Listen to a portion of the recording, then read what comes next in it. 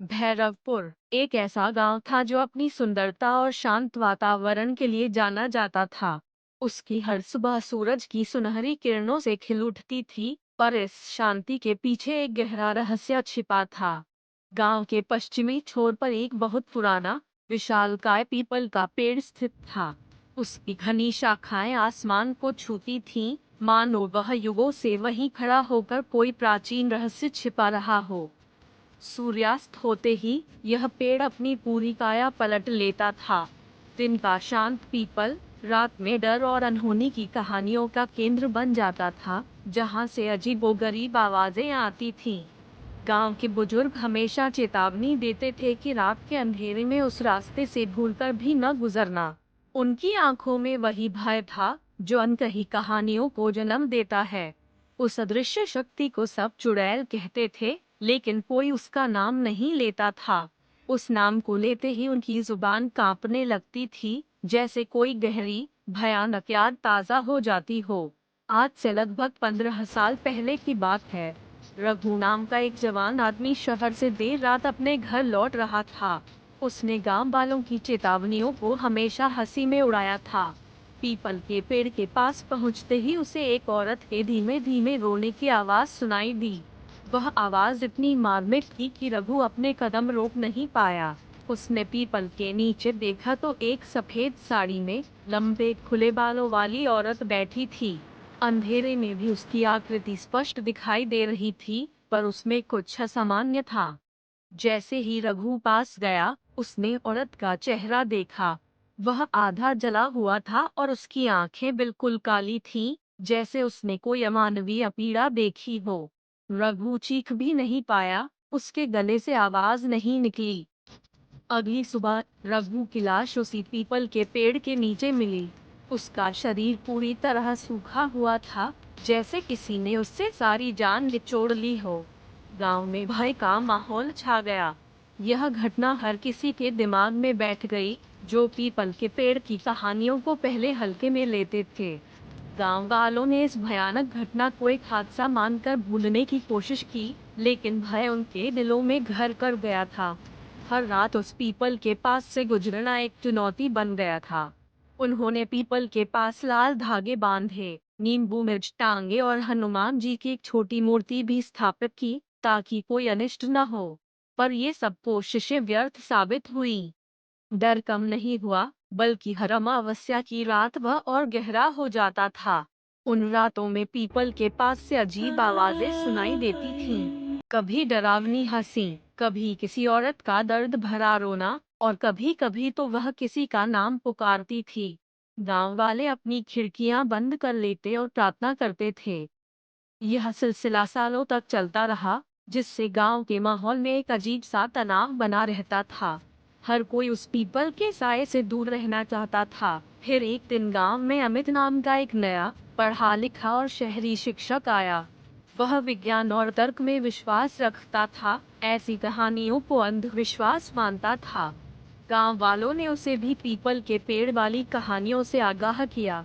उन्होंने उसे रात में उस रास्ते से न गुजरने की सलाह दी, लेकिन अमित इन कहानियों पर बिल्कुल भी विश्वास नहीं करता था। वह उन्हें बेतुकी बातें कहकर हंसी में उड़ा देता था। उसने गांव वालों से कहा, डर सिर्फ दिमाग में होता है और कुछ नहीं। ये सब मनगढ़ंत कहानियां हैं। उसकी यह बात गांव वालों को पसंद नहीं आई, पर वे चुप रहे। अमित का अविश्वास उसकी बहादुरी नहीं, बल्कि उसकी अनभिज्ञता थी, जिसकी कीमत उसे जल्द ही चुकानी पड़ती। वह नहीं जानता था कि वह किस शक्ति को चुनौती दे रहा है। एक अमावस्या की रात थी। अमित गांव के बाहर ट्यूशन पढ़ाकर लौट रहा था। अंधेरा गहरा था और हवा में एक अजीब सी ठंडक थी। जैसे ही वह पीपल के पास पहुंचा, हवा अचानक तेज हो गई और पेड़ की पत्तियां जोर जोर से हिलने लगीं। एक डरावनी सरसराहट पूरे माहौल में फैल गई। तभी उसे अपना नाम पुकारने की आवाज सुनाई दी, अमित। आवाज इतनी धीमी, फिर भी इतनी स्पष्ट थी कि उसके कानों में गूंज उठी। उसने हिम्मत करके पीपल के नीचे देखा, और जो देखा उससे उसकी रूह कांप उठी। वही सफेद साड़ी वाली औरत वहां खड़ी थी। उस औरत के पैर जमीन को नहीं छू रहे थे। वह हवा में कुछ इंच ऊपर थी, उसकी परछाई भी नहीं बन रही थी। अमित की सारी समझ ध्वस्त हो गई। अमित भागना चाहता था, लेकिन उसके पैर जड़ हो गए।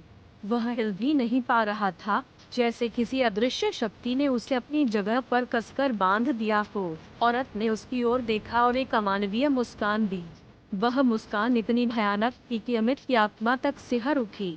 वह डर से पसीने पसीने हो गया था। अमित किसी तरह उस जगह से बच निकला। उसकी हिम्मत टूट चुकी थी। सुबह होते ही वह सीधा गांव के ज्ञानी हरदेव बाबा के पास मदद मांगने पहुंचा। हरदेव बाबा ने अमित की बात ध्यान से सुनी, फिर एक गहरी सांस ली। उनकी आंखों में चिंता और कुछ पुराना दर्द साफ झलक रहा था। बाबा ने उदास स्वर में कहा कि अब चुड़ैल उसे नहीं छोड़ेगी। वह उसकी आत्मा लेने जरूर आएगी, क्योंकि उसने उसे देख लिया है। फिर बाबा ने उस चुड़ैल की सच्चाई बताई।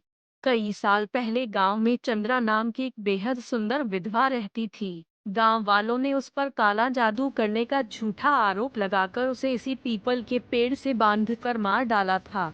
चंद्रा निर्दोष थी, पर किसी ने उसकी बात नहीं सुनी।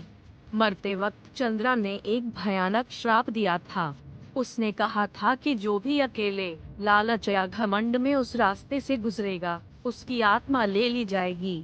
उसकी आत्मा ने शांति नहीं पाई और वह पीपल के पेड़ में समा गई। आज वही पीपल के पेड़ वाली चुड़ैल है, जो अपनी मौत का बदला ले रही है। हरदेव बाबा ने कहा कि आज अमावस्या की रात है और यह अंतिम मौका है। आज ही उस चुड़ैल का अंत करना होगा, नहीं तो वह हमेशा के लिए अमित को ले जाएगी। गांव के कुछ बहादुर लोग बाबा के साथ चलने को तैयार हुए। वे सभी रात में पीपल के पेड़ के पास पहुंचे। उनके दिलों में भय था, पर आंखों में दृढ़ निश्चय। बाबा ने पीपल के नीचे एक छोटा सा हवन कुंड बनाया और मंत्रों का जाप शुरू किया। अग्नि प्रज्वलित हुई और हवा में अजीबोगरीब शक्तियां महसूस होने लगी। मंत्रों की ध्वनि वातावरण में गूंजने लगी, जैसे वे किसी अदृश्य शक्ति को चुनौती दे रहे हों। गांव वाले आंखें बंद कर भगवान से प्रार्थना कर रहे थे। यह आखिरी कोशिश थी, चंद्रा की आत्मा को मुक्ति दिलाने की और गांव को उसके आतंक से हमेशा के लिए आजाद करने की। हर कोई अपनी सांसें थामे हुए था। अचानक हवन कुंड के ऊपर जल रही हवा रुक गई और मंत्रों की ध्वनि भी शांत हो गई। फिर एक जोर की डरावनी हंसी सुनाई दी, जो पूरे जंगल में गूंज उठी। हंसी के साथ ही पीपल के तने से चंद्रा की आकृति बाहर निकली।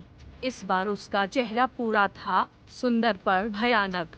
उसकी आंखों से खून टपक रहा था। चंद्रा ने एक ठंडी, कांपती हुई आवाज में कहा, अब बहुत देर हो चुकी है। तुमने मुझे जगा दिया है, अब कोई नहीं बचेगा। पेड़ की जड़ें जमीन से बाहर निकल आईं, सांपों की तरह बल खाती हुई। हरदेव बाबा मंत्रों का जाप करते करते जमीन पर गिर पड़े। उनकी आंखें फटी रह गईं। अमित चीखा और अपनी जान बचाने के लिए भागा। उसके पीछे से चंद्रा की आवाज गूंजती रही, हर कहानी का अंत नहीं होता। कुछ कहानियां हमेशा जिंदा रहती हैं।